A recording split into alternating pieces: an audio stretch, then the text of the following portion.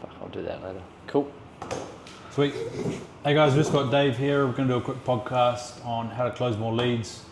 So I've been working with Dave for about 7 years now. Sheesh, long time. Long time on the tools with Dave. I've always been getting the leads, and with the other businesses, Dave's been closing them, and we've made a pretty good combo. So hopefully you guys can get some value out of this, because it's one thing to get the leads going, but when you're transitioning from referral or word of mouth leads to like paid leads where you're putting money in to get money out, it definitely takes a bit of an adjustment. So I think the biggest thing I always noticed when I first started implementing ad spend, and when Mike was helping me with my building business, Baker's Builds, I was spending a shitload of money on ads, like $1,000 a week, but I was getting 130 leads a week or 130 leads a month in our heyday. Baker's Builds. But I was always thinking, shit, if I didn't chase up every single one of these leads to the best of my ability, I was literally just burning money. And I was at the stage where I'd just come out of a massive loss of 200 grand or 130 grand, whatever it was. And I was thinking, damn, I want to make sure I'm getting the most out of every single lead, whether it was $15 or $30. So I'm definitely not going to say I'm the master of psychology or sales or whatever, but I just knew if I could do 5 to 7 touch points per lead from the moment that we get a new lead, we've called them straight away, we're quoting, we're following up. I was increasing my win rate of winning business every single month, month on month.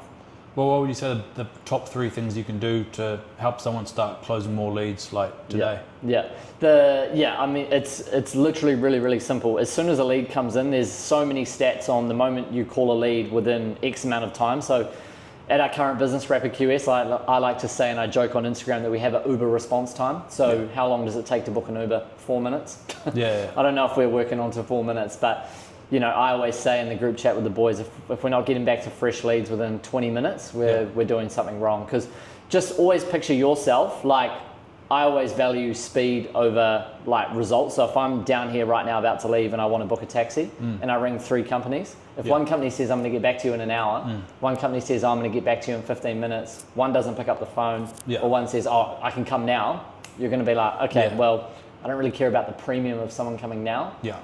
So speed, 100%. Detail of how you get your pricing back. So depending what industry you're in, obviously I come from a construction background, so our background is like notorious for 1, not getting back to clients, and 2, not giving enough detail on quotes. So depending what the average job value of your job is, obviously if you're just selling an iPhone, it's probably a 1-line item quote of $1,800, but more detail, how you present your business quotes, I think is really, really important. And then, I mean, let's be honest, we could use a single guy's term for this one, but like the follow-up, man. I think, if you're chasing 5 or 6 chicks and if you're not following up and trying to push business, man, you're not going to get numbers game as well. So for sure. Follow-ups are key. So we've got number 1, speed to lead. Number 2, get a nice, good quote out. I just like to call that presentation. And then number 3, follow up and keep chasing people. And what's your kind of follow-up game? Because some people like to be a bit more high pressure. Some people like to be a bit more passive and just say, hey, did you see the quote? What do you like? And what do you see the pros and cons to each? Yeah, good question. I think you've got to know what your clientele is. You're dealing with busy tradies all day. So I think for you can be, correct me if I'm wrong, maybe a little bit more like hard ass and quick to the sell. Like, hey man, I know you're busy, I'm busy. Here's the proposal. Do you want to do business? For Baker's Builds, my first 6 years of selling, I was selling to 35, 45 plus year olds. So they were probably, we can call them boomers. A little bit slower to the pace. They probably want to get their 3 quotes, discuss with their partner at dinner on a Friday afternoon. You might have sent the quote on a Tuesday. And if it's over $100,000, that sell process can be a little bit longer. So getting to the point, and to answer your question, I would always send a quote, do a courtesy follow-up call or a text within an hour of sending the quote. Hey, just touching base, I don't mean to bother you. Did you get a chance to look at that email?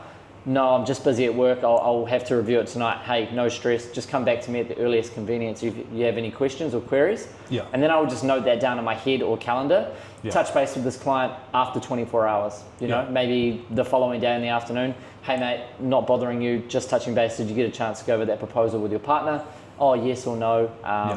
So just depends. I'm never high pressure, pushy sales. I think now with QSing, now I'm selling more to the same market as builders.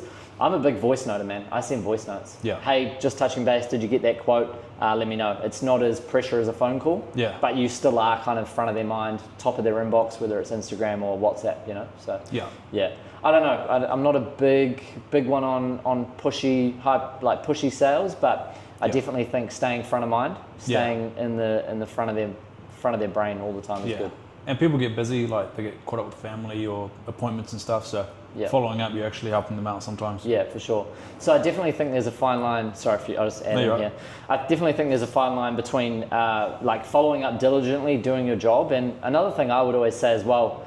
If people think I've never had someone say to me, "Please fuck off, you followed me up too much." Yeah. They always end up saying, "I really appreciate you following up. I really appreciate you, seeing if there's anything more you can do." So I honestly don't think you can follow up too much. It's just how you go about it. Like, don't send them, just rude little texts. Hey, have you seen the quote yet? Yeah. No, like ... exclamation mark. Just be like, hey, Michael, just touching base with you. Don't mean to bother you. Did you get a chance to go through that proposal? Do you have any questions for me, etc., etc.? Enter. Cheers. Then your name. I definitely think there's ways you can go about it. Yeah, true. What do you say with the building side? It's quite similar to the doctor's analogy. So I like to use the doctor's analogy when I'm like helping friends or some like personal coaching clients to help with their agencies. So someone comes to you, they come in, you kind of treat them like they're a patient at a doctor's office. So when you're doing your follow-ups, is it the same kind of frame? Like you're like coming from a doctor's point of view of like, hey, you need something done to your house, or? Yeah, absolutely. Like if these guys, depends if it's something urgently that needs to be done to their house, or if it's like more of like a luxury spend. So we've probably got a balance of like fences, decks, bathrooms. Most of the audience may not be doing. There might be people doing bigger house renos, but that's a smaller portion of the people I work with. Yeah. But there is also like the roof repairs, leak detections. Yeah. Yeah, that stuff is definitely like a different way you can frame it. So you can use a little bit of the FOMO tactic in there. Yeah. Hey, just touching base for next week. I know we're in midwinter. I really want to get your roof sorted. We do have a lot of rain coming. We are booking out. We are busy. Let me know. I've got a slot for Monday available. Same with like dating. Hey, when do you want to go on a date? Yeah. Hey, I've got a slot free on Tuesday at 7 p.m. work. And then I think with like the luxury stuff, like the renovations, the extensions, the stuff that isn't urgent, you've probably just got to use that frame of like walking your client through the sales process, not really pushing them as per se, but always staying in touch with them. I think my biggest win of walking through that journey, and when I really thought that was how it goes, is when I won that big new build in Queenstown, 3.5 mil. Yeah. And I was absolutely mind blown because before that, the biggest contract I'd won was probably 350K. So it's huge. We were adding on another zero. And I kind of asked the client at the end of the journey, like when they signed the final contract, I said, hey, don't, like, everything's all good. Don't think I'm not confident and can't do this. But I said, why did you pick me? Yeah. And the three things they said was, you were the first one to get back to us. Yeah. You were the most proactive and you were the best on the phone. Yeah. And then they said you followed up the best. Yeah. So it wasn't even that I had 20 years experience, the best reputation or the most Google reviews. Actually, I think we did have a lot of Google reviews then. Yeah. But it was literally just, a $3.5 million new build. We picked up the phone and got back with probably within an hour of the website lead. Yeah. Shit, we could probably track that one down. Yeah. We got, I was proactive. We'd sold the buyer's commitment fee to get detailed pricing back within 3 days for $2,500. And then, we were just like, I think the moment from initial inquiry to signed contract might have been like 12 weeks. Yeah. And I think that's pretty fast for a $3.5 million job. Like, for a new build, Yeah, I think 12 weeks was probably the standard timeline, or maybe 8 for a $50,000 renovation. So I was pretty stoked. But that was a huge takeaway from me, just for me, and a learning curve was just, being proactive, being very, very fast and efficient on the phone. Yeah. And detailed proposals and being good. Yeah, cool. Okay, how do you see the process for like a new build? It's obviously a bit different for like maybe a $10,000 deck or a $20,000 bathroom, or even like a concrete driveway. Yeah. How do you see the sales process differ for a new build versus a concrete? Yeah, man, 100%. I think 100% good question. Sorry. Those jobs like under $30,000-$40,000. I mean, really, you could be selling those within 5 working days for sure. Like if you get a call on a Monday, I don't know how good you guys are, but I would be getting a detailed quote back within 1 working day, 24 to 36 hours. 24 hours. And then you could be following up within 24 hours. Yeah. The only excuse you're going to have, and this is something that happens all the time, but this is the perfect rebuttal, the only excuse you're going to have is, we're just waiting in on other quotes to compare. For sure. But then you can always kick back and say, hey, listen, if these guys are slow to just get a quote back, how do you think that's going to reflect when the job actually goes ahead with you? Yeah. Now, you can't use that excuse every time because obviously they want to go through their process, do their due diligence. They might not be in a rush to do their project. Yeah. But I think for the short stuff, you definitely can be closing it within 5 working days. Yeah. Absolutely. Versus the new build process. And that would be like scenario 1 and 2. Yeah. New build scenario 1, if it's like labor only or you're working for group home builders or if it's just standard cookie cutter apartment shit, that process could be 2 weeks as well. If they've got BC plans, they're ready to go, you could be winning that within 10 to 15 working days. Yeah. I think if it's more of a home, mum and dad, custom build, maybe they're just finishing the concept drawings, that could be a 3-month process. So that's the prime example of the new build I won in Queenstown. I was just stepping them through, talking to that journey. Shit, I wish I still had screenshots of that. But yeah, I was probably touching base with the client. I was dealing with the wife at the time every 2 to 3 days. And for example, if she said, hey, we're just finalizing some drawings with the architect. He's got an update coming next Friday. We'll touch base with you on Monday. I'll just chuck a note in my calendar. Hey, give this client a ring on Monday. Hey, how'd you get on with the architect? Do we have anything to revise on the drawings? Is there anything I can do? So for sure. Yeah.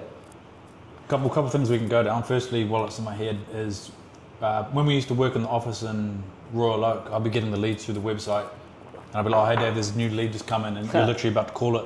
6 p.m. on a Saturday, baby. Yeah. Hey, what's going on? Dave, you've basically called leads up until 8 o'clock as the latest. But whenever I listen to you on the phones, you're always very assertive. And that's definitely something that I try to do when I'm talking to a client, is being assertive, being confident, and like not pushing, but guiding, almost pushing, but you're very assertive, and I think that's important. Yeah, I think you've definitely framed it the right way. It's not being pushing, it's just telling them the direction or being like, holding kind of like the frame and values within your business. Like, you're not here to muck around, you want to do business, you don't want to waste your time.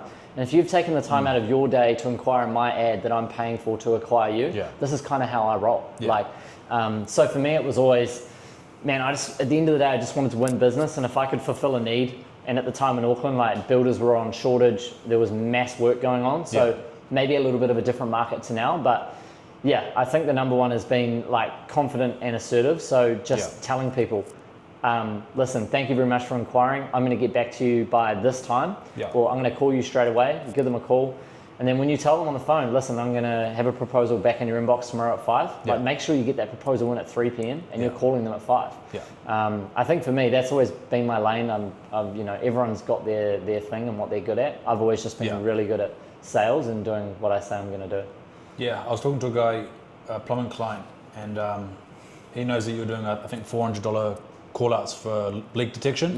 He's like, how the hell is Dave being able to charge $400? I'm out there doing a free site visit. And I think that you have to be able to be on site very quickly. You can't be charging the high charge out cost without being able to get there quick. So how are you able to charge decent call outs, whether it's for a deck or a leak detection is probably a bit easier? Yeah, leak detection. Because there's a lot of guys, like you say, running around for free, burning gas. So it's tough. How do you charge the money for the call outs? Yeah, definitely providing like the service and the value. So if someone calls me up, hey, I've got I need a leak detection test, my water care bill was $470 a month. I'll be like, hey, how are you? Cool. Hey, listen, I've got a leak, my water bill's this. I'll be like, sweet, whereabouts are you based? Oh, I'm out in West Auckland, or I'm 25 minutes away from you, blah, blah, blah. Okay, cool. Well, this is my fee. This is what I charge. This is what I can do. Now, I had like a good kind of value upsell here for my brother's business. So I was always saying, listen, it's $400. Now, you obviously not just paying for the $400 for me to come and be there. My value add was, for the $400, it's going to include 1 hour's work if we can fix it on the spot. If we can't fix it on the spot, we're going to quote it while we're there, but that we can include that $400 in the total quote to do work. So we were always taking the money up front. Like, obviously we wanted to be paid on the spot, but our value add was we can be there fast. And I just told me and my brother, I was like, we need to be picking up the phone straight away. Like first ring or ringing back within 10 minutes. Because just put yourself in the other people's shoes. If they're a homeowner, they're at work, they're at an office, and they've only got a 10-minute smoko break and they've called 3 plumbers, and one plumber calls back while they're at work and they can't take the phone because they're in a meeting, or they got 10 minutes off, they call the plumber, hey, cool, they're going to be thinking in their head, okay, cool, this guy said he's going to be there at 3:15, sweet, I've got to go back to a meeting soon, he's $400. Yeah. Fuck, do I try and duck out of this meeting for a little bit longer, call 5 more plumbers, or just suck it up, pay the $400, he can be there tomorrow at 7? Most people, I feel, with common sense, and this is for me as well, if I need to book a flight, I'm going to pay 30 or 40% more to suit my schedule. I don't want to be having 3 trains. We just got cut off talking about call-outs for plumbing, emergency plumbing, which is pretty easy. How would you look at doing a charge up? Because you've got some consultant clients that you're working with, they're getting a couple of leads from Facebook, Google. Are they charging a call-out fee, and how are you managing that for something that's not urgent? Yeah, so I always like to say, and this is something that comes up in conversation all the time, so case by case scenario. So for example, I'll go back to my building days. If I am working in this area, I live in this area and I've got jobs here, here and here. If I'm going to this area every day, right, case by case, if I'm getting 10 leads, 5 of these leads are within this area, I'm going to kind of assess these leads here and be like, who is the best client suited to me? If 3 out of the 5 clients get me back a lot of information on email, I've pre-qualified them. They know, they've said, we've read your Google reviews, we like your marketing, we really want to work with you. Or we've had a referral from John and Sally, or we've just seen your marketing and we feel like we want to go with you. Or these other 2 clients are like, hey, we just want to quote, we don't know when we want to go ahead, blah, blah, blah. Those 2 guys that can't give me information or send me information on email or don't give me that kind of like good receptive feel, they're getting a charge out fee if I have to go and see them. So if I send them a ballpark proposal, and that's what I was doing all the time. If I send them a ballpark proposal for 25 grand and they say, hey, cool, when can you come to firm up the quote? I'll say, hey, listen, if you're happy to go ahead based on that fee, it's $250 for me to come and see you and firm all that up. Because one, I know it's not really out of my way. They haven't given me enough, like good enough reception that I feel like I'm going to win their business. So I don't want to waste my time. Versus these other 3, if they're like warm referrals, I've sent them the quote and they said, hey, cool, what are the next steps? I'm probably not going to charge these 3 because I'm like, well, they're sounding like they want to go with me. They're kind of warm referrals. They've seen my advertising. They're not just asking for costs. Exactly right. They're pretty happy with my fee, and I might have broken it down a few times. So these 2 can get charged a fee because I don't really care about them.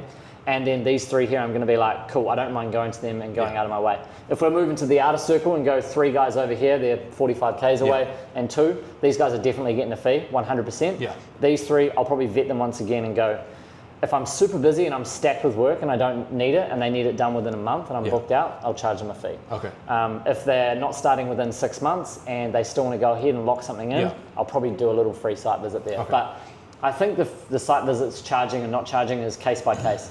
How much? Always just evaluate receptiveness on the phone and what are they really looking for? Are they just after the cheapest quote? Find out why they're doing this job. Is it just a maintenance job for a rental property? They're probably not going to want to spend a heap of money. If it's their first time home renovation and they're going to live in it for the next 10 years and they want to choose the best builder and they really value quality and that's something that you're all about, then probably not charge that one. So Okay, cool.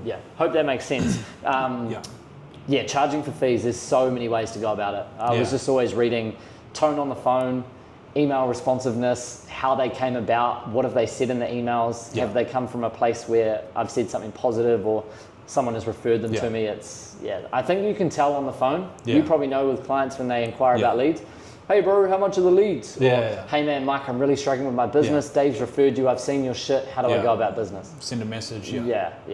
So I think pretty self-explanatory, that one. Okay, a lot of the audience and a lot of the people I work with maybe starting out with some marketing, doing a little bit of stuff. They're kind of sick of relying on the word of mouth and the referrals. So they may not be in a position where they're able to pick and choose because they haven't invested in the marketing for a long period of time. Would your approach be kind of similar?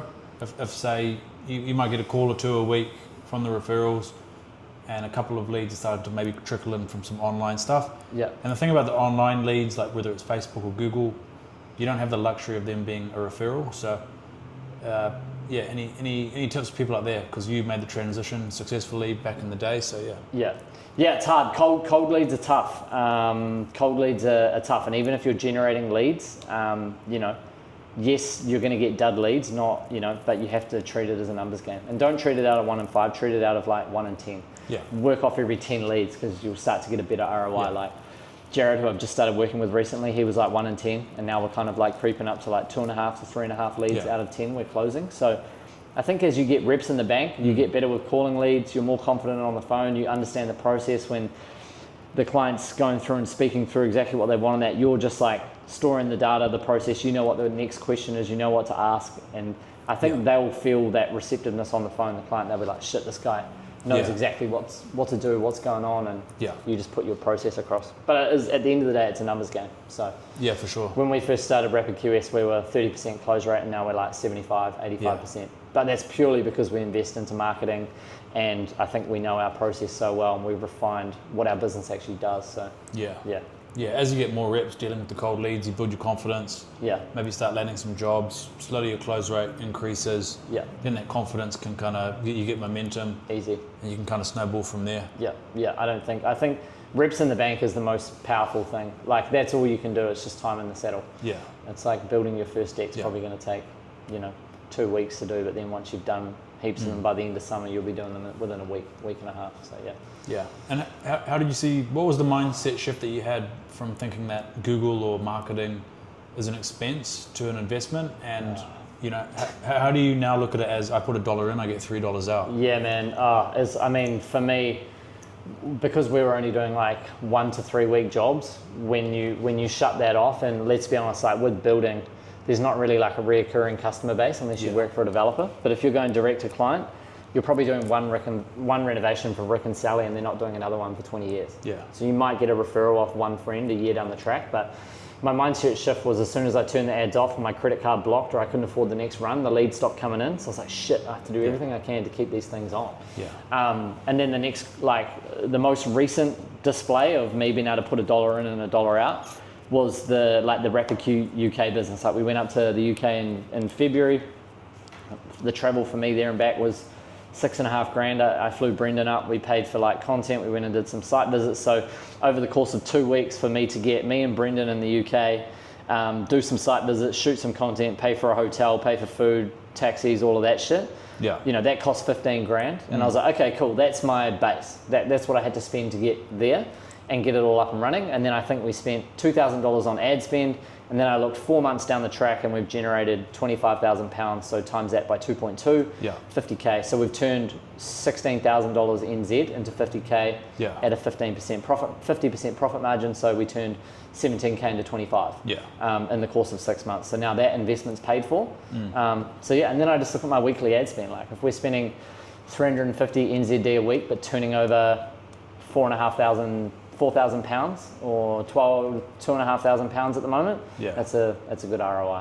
So but don't do the ROI off revenue, do the ROI off profit. So for sure. Just always look at, if our revenue is 3,000 but our profit's £1,500, we're turning £150 into 1.5. So that's the way I think you look at it. And it's very easy to calculate. Just look at what's your ad spend on a monthly basis for the consultant, the SEO, the Google Ads. If it's totaling $2,000, but you're sending out $300,000 worth of quotes, winning 100,000 at 25%, well, you're turning $2,500 into 20 grand. So that's the number.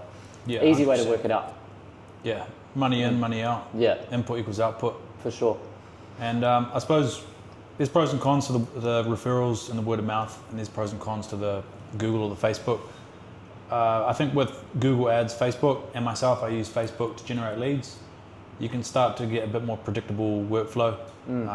So therefore you can kind of systematize, you can start building teams, and you can have a bit of steadiness in the business. So it's just the easiest way to grow, I think. Like you said, when you can start forecasting revenue based off ad spend, like if your business knows that you close, it's so easy to engineer backwards. If you need to close $100,000 worth of work a month, and you need to you win 30%, so 33%, you need to send 300K worth of quotes. Your average job value is 50K, and you need to send 5 quotes to win 50K. You just work backwards off that. Figure out the cost of the ad spend to generate 50 quotes, know that you're winning 15, your average job value is 50K, that's your number. So I think the ROI on ad spend is very, very easy. And then if you can start implementing, I don't know, we've just hired a salesperson, so he's going through all of our old leads for the last 3.5 years, and he's starting to go read through and dig out gold within them.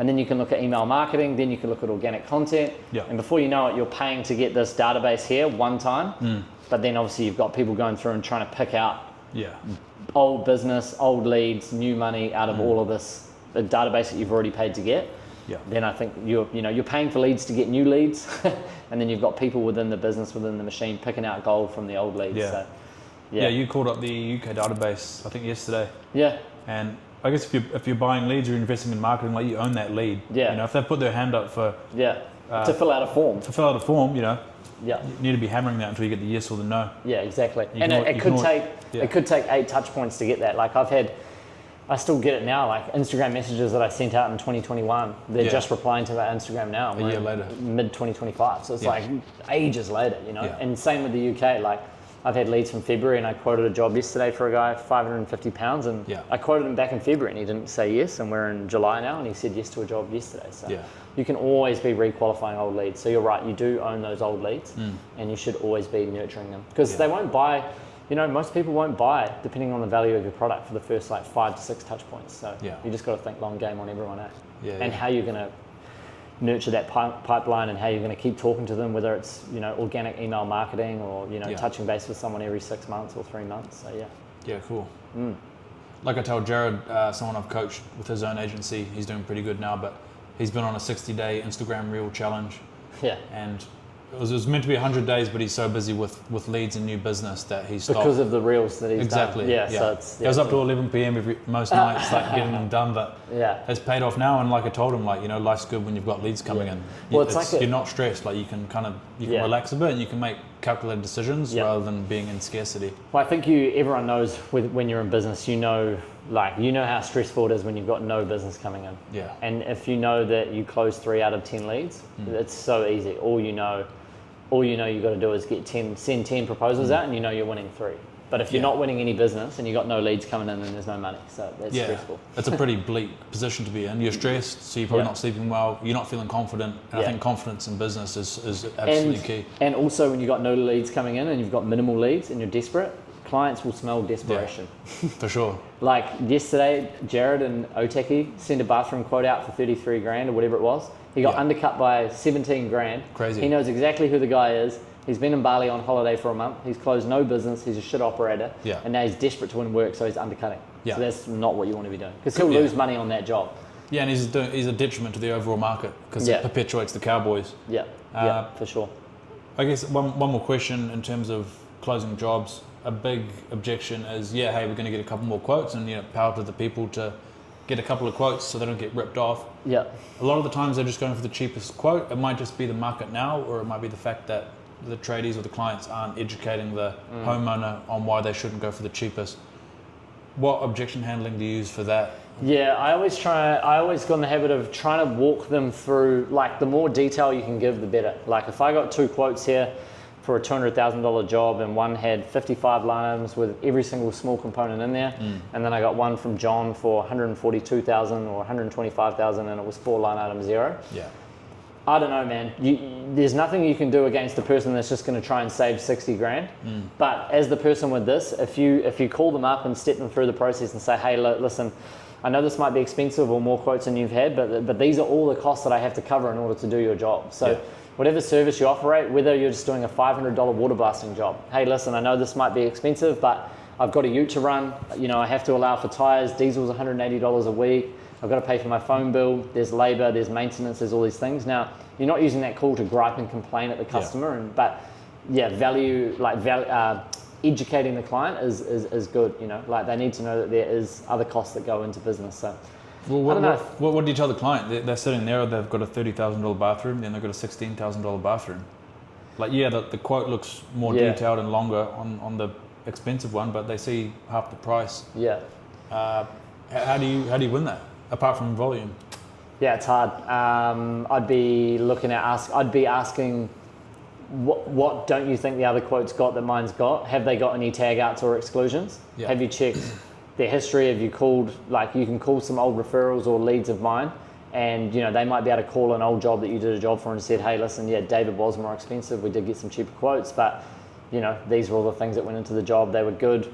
I don't want to sit there and say you should be using the FOMO factor of hey, they could go under on the second payment, and then you're going to spend 6 months with half a bathroom while you go to small claims tribunal and try and get money out of them and find another builder. So it's hard. At the end of the day, you can't influence how the client picks their client to do a job. True. But all you can do is give as much education as you can to why the cost is the cost. Yeah. So I think that's all you can do. We all know it's a numbers game at the end of the day, but there is a lot more you could be doing on the sales process. Leading up to the quote. Education process, looking more presentable, looking looking more professional, doing diligent follow-up, having a good sales process, having a good marketing machine. Yeah. And I think every small business should be making 1 to 2 pieces of content a week and getting that in front of people to show that you're passionate and proud about your work. For sure.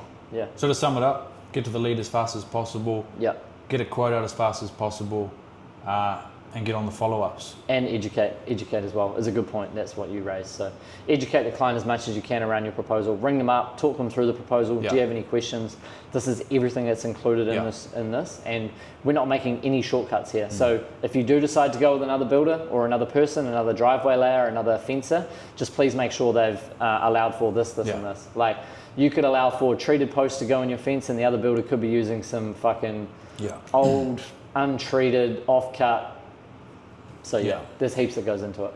Yeah, for sure. I think the last thing to touch on is having a system. This is what really helped me get efficient and know where everything's at. So that's Dave's kind of system. I think you were just using an Excel spreadsheet, but I'm not very systematized, but there's other things you can be using. Everyone has a system for something. Everyone's got a system for brushing their teeth, tying their shoelace. So it's good to have a think about what your system would be. For Dave, the lead comes in, calls it straight away, puts it in Excel, sends a quote out, does the follow-ups.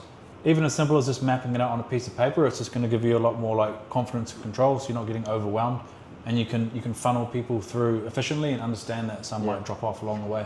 Yeah, I think Excel, noting when you last spoke to them, what notes were there, put a little personal touch in. Hey, Craig, hopefully your dog's feeling better from blah, blah, blah. Are you ready to go ahead? And then just put a note in your calendar. Ring Craig, ask how his dog was. Deck proposal, 40 grand. Yeah. That's Excel, there's fancy CRMs like Tradeify, but doesn't matter as long as you can get to it at least probably twice a day. If you're trying to land jobs, check it morning and night. Every day. Yeah, I just spoke to Will, builder in Sydney, and he said he's getting so many leads through Facebook now.